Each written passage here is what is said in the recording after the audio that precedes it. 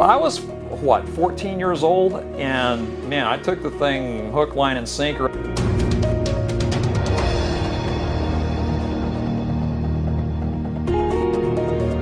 When I was in junior high school, I became befriended by these Mormon missionaries who lived next door to us.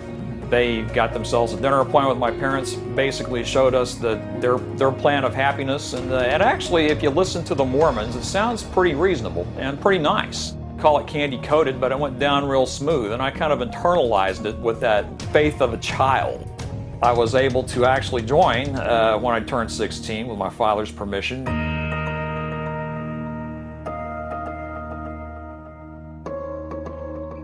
The young boys at 12, they get ordained a deacon. When they're 14, they move up to teacher, and then when 16, they become a priest. They get ordained an elder when they turn 19, and then enter the mission home to go on their mission. And you have to go to the temple, receive your endowments, and then they receive their mission call and go to the missionary training center in Provo.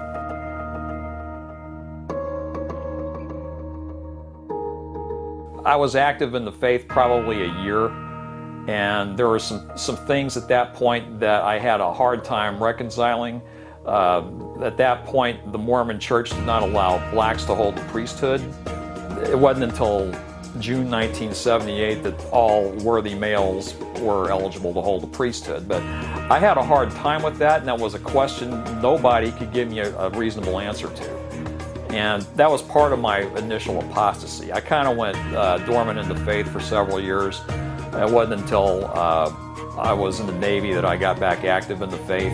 I stuck with learned behavior. Now, I was showing up to church on Sunday when I could, paying 10% of my income, praying on my knees daily, just doing the basic stuff. And the more I did it, the more I started to think, what am I getting from this? And I wasn't getting anything.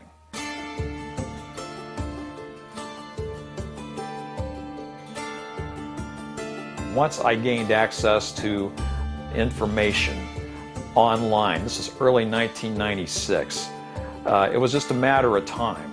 It's true what they say, free the mind and the ass will follow.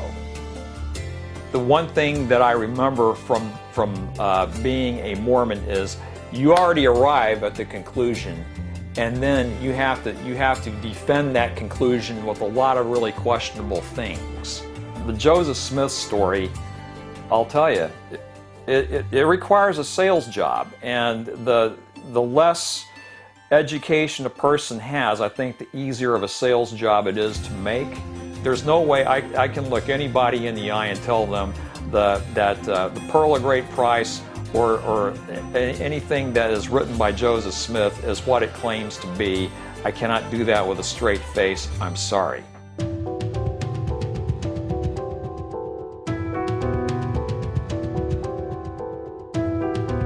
For instance, if you're going to go to the temple, you have to answer certain questions, and you have to answer them correctly. First question is, do you accept the Book of Mormon, the Bible, the Pearl of Great Price, the Doctrine and Covenants, what they call the standard works as being the Word of God? Okay? And if you say no, interview over. Okay, that's first question, and if you can't get past it, you're done. And that's where I was.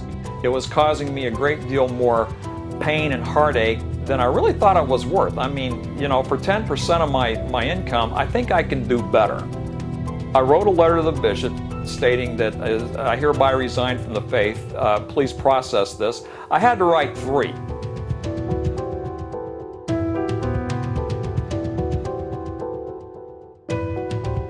I wrote one letter in May, I wrote another letter later on in September, and then I wrote another letter in December trying to get this done before the end of the year, and then hadn't heard back from anything, so I called the church office building in Salt Lake City and the membership records department if anything had been done, because I was going to initiate litigation to get it done. And when they heard the word litigation, I had a phone call from that bishop the following evening. And, you know, a month later I had in my hand, you know, a letter stating that removing your name from the records of this church removes all benefits of baptism. Now, is that hubris?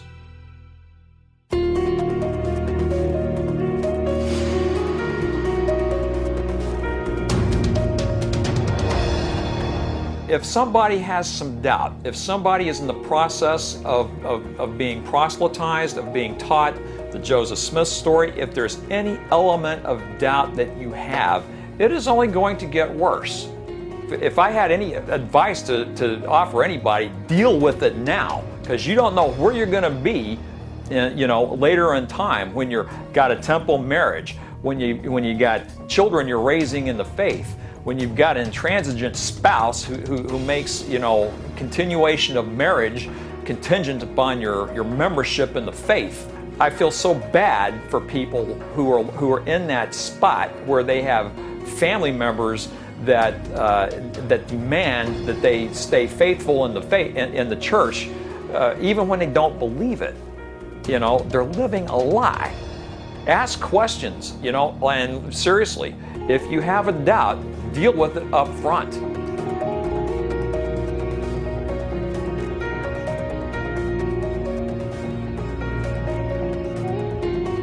I don't have trouble sleeping now. I don't find myself wondering what I'm doing every Sunday.